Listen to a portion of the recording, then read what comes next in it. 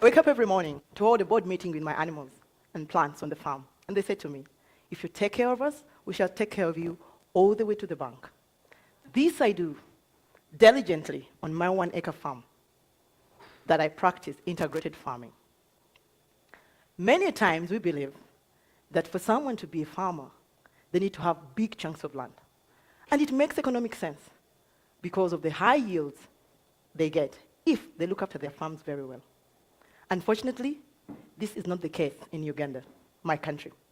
Due to the cultural practices we have, when someone dies, all his belongings are shared by the rest of the family, land inclusive. I'll give you an example. My husband, whose father had 40 children and 1 square mile. When he died, my husband and his 39 siblings had to share his belongings. And my husband ended up getting about 2 acres. Now, if these people die, God forbid, their children, mine inclusive, are going to share the pieces of land their parents partook of their grandparents' belongings. It will literally mean that each child will get about 30 decimals, slightly bigger than a quarter an acre. Does that mean these children won't farm, considering that the backbone of our nation, Uganda, is agriculture? I know someone in Kenya who makes hell lots of money from just a quarter, a piece of land, with 40 Frisian cows. I divided my farm into 4 quarters. The first quarter, I keep pigs. And I play with the pig dung, with the 30 sows I have, to produce food for chickens and fish. This is what I do.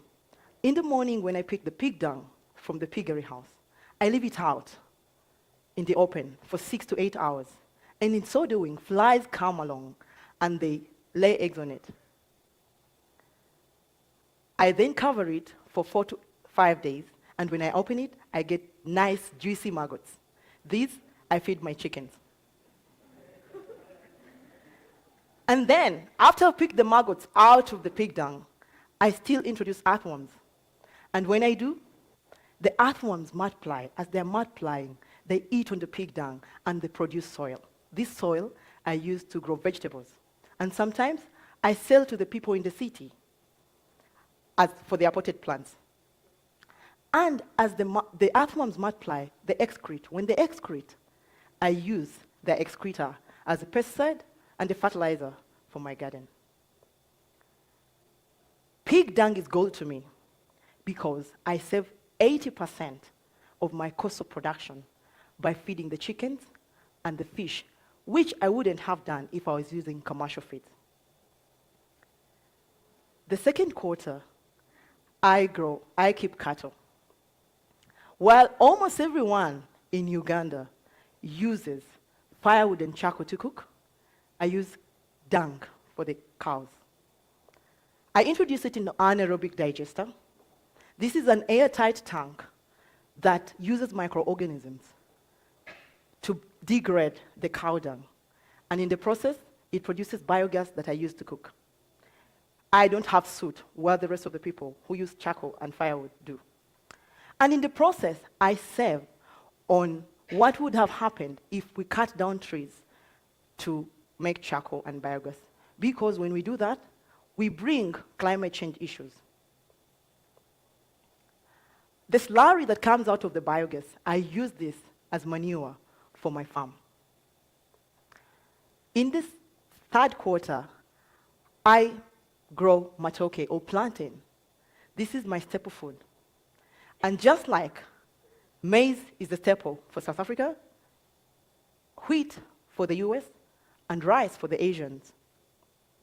So, where I have my farm, everyone believes that nothing can ever grow there because the soils are red.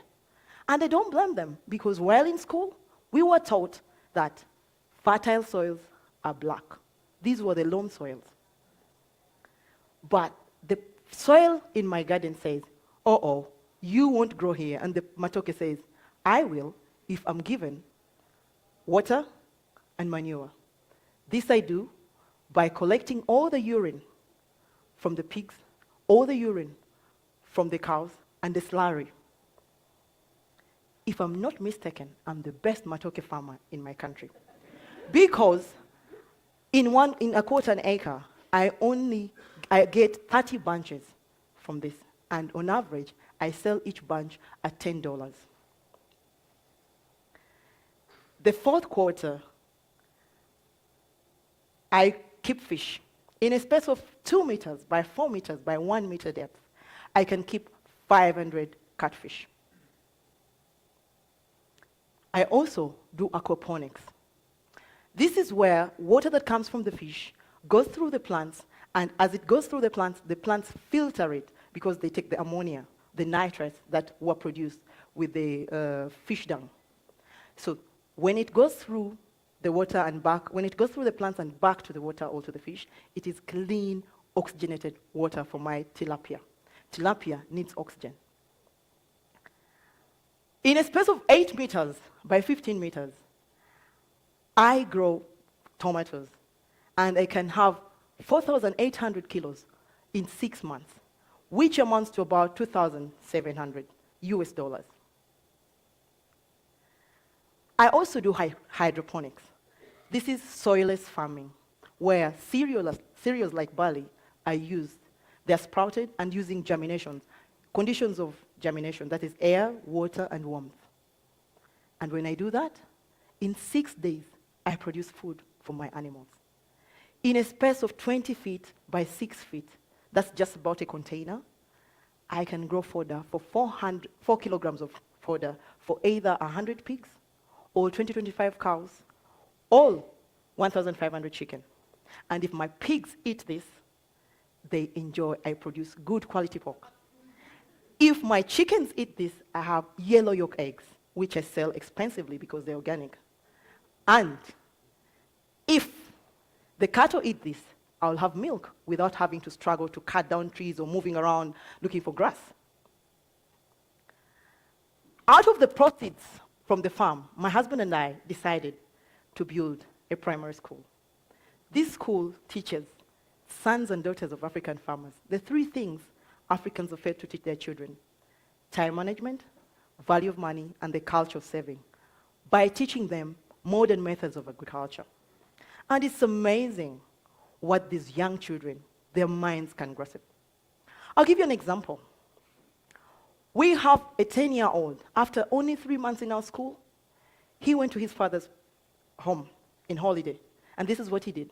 He overturned the compound, got tires from the garage, broken wheelbarrows, sacks, and made a vegetable garden. They enjoy this at home, and they sell some to the rest of the neighbors. Whenever you lack, you think. Now, when we built the school, we didn't have enough money to build a sock pit. So we were worried, but we needed to start. And the first day of the school, this is what happened. A lot of water gushed out of the showers. And we're like, wow, this is too much. But we use this as an opportunity. It is what we use in our garden, and the rest, so we can be able to produce very big fruits. This is what happens if every one of us uses what they have at their disposal. An example, I use the dung to my disposal to make a lots of money. And if any of us, because we use a lot of water, if all of us saved the water we were using to wash or clean, our farms wouldn't have issues of water scarcity due to drought.